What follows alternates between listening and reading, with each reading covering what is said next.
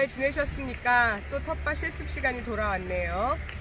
우리 지금 보면 배추 굉장히 잘 자라고 있어요. 이제 날이 좀 일교차가 많이 벌어져서 아침 저녁으로는 굉장히 기온이 서늘하고 바람이 불고, 그 다음에 이제 낮에는 뜨거워요. 그래서 이런 때에는 이제 가을에 원래 곡식이 있고 과실이 더 푸르게 결실을 맺는 그런 시기잖아요. 그래서 배추도 일교차가 커지면 얘가 점점 속이 차면서 단단하게 자라기 시작해요. 그래서 지금 그런 시기고요.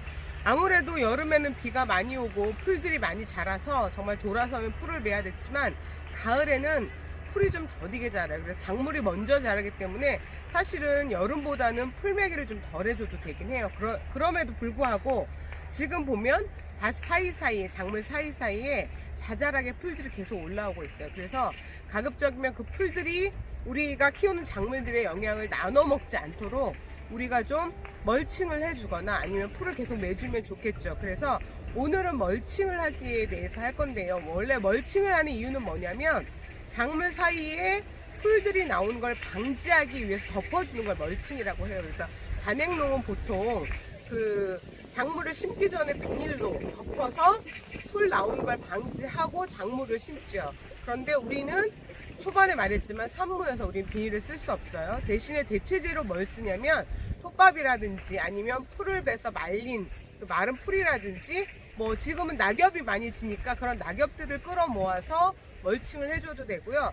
아니면 길에 버려진 현수막, 그리고 신문지, 뭐 이런 재료들이 전부 다 멀칭의 재료가 될 수가 있어요. 그래서 멀칭을 해주면 풀이 덜 자라는 것도 유효하지만 또 너무 가물 때, 그래서 땅에 뭐 물을 줬는데도 수분 증발이 너무 활발하게 일어날 때는 멀칭을 해두면 수분 증발이 좀 덜 일어나요. 그래서 수분을 좀 뺏기지 않도록 보호해주는 역할도 합니다. 그래서 우리 보면 배추가 잘 자랐지만 이 사이에 보면 풀들이 이렇게 조금씩 있어요.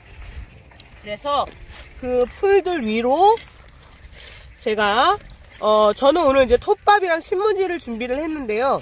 톱밥을 덮어서 이 풀들이 좀 덜 올라오도록 한번 해볼게요. 잠시 기다리시면 제가 톱밥을 붙여보겠습니다. 사실 톱밥은 뭐 공방 아니면 구하기가 좀 쉽진 않아요. 그런데 이제 가끔 뭐 혹시 아는 공방이 있으면 가서, 이건 버려지는 거니까 톱밥을 이렇게 작물 사이에 덮어서 흙이 안 보이도록 이렇게 뿌려주시면, 보이시나요?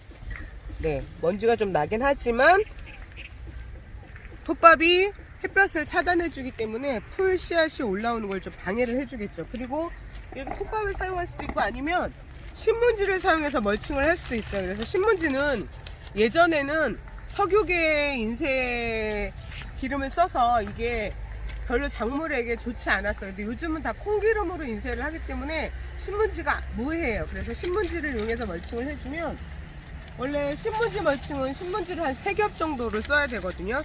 여기 지금 밭이 작아서 뭐 넓게 쓸 수 없으니까 신문지를 이렇게 좀 잘라서 절반 정도 여기 작물 사이에 신문지를 얹어주고, 사실 이제 길면은 길게 놔주겠죠. 이렇게 둔 다음에 날아가지 않도록 주변의 흙을 이용해서 살짝 좀 덮어주면 좋을 것 같아요. 그래서 이렇게 해두면 훨씬 더 물을 덜 줘도 되겠죠. 수분 증발이 덜 되고 풀이 나오지 않으니까 톱밥이나 신문지 등을 이용해서 멀칭을 하시고요.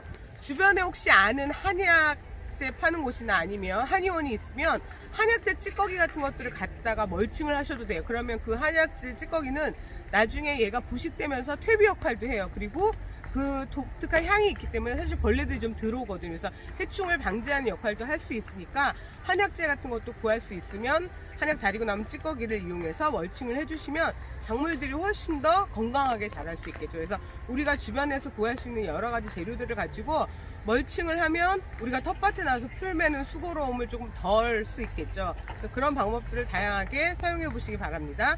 자, 다음 시간에는 우리가 좀 좁게 심어 놓은 작물들에 섞어서 솎아주기를 할 거예요. 그래서 좀 배추나 무는, 지금 배추는 적정한 간격을 유지하고 있지만 무는 조금 더 우리가 촘촘히 뿌렸을 거예요. 그래서 적어도 무가 자라려면 20cm 이상 간격은 벌어져야 되니까 좀 튼실한 것들을 놔두고 그 다음에 좀 작은 것들을 솎아내서 미리 먹어도 될 것 같아요. 그래서 그런 속는 과정을 다음 주에 하도록 하겠습니다. 자, 명절 잘 보내시고요. 다음 주에 뵙겠습니다.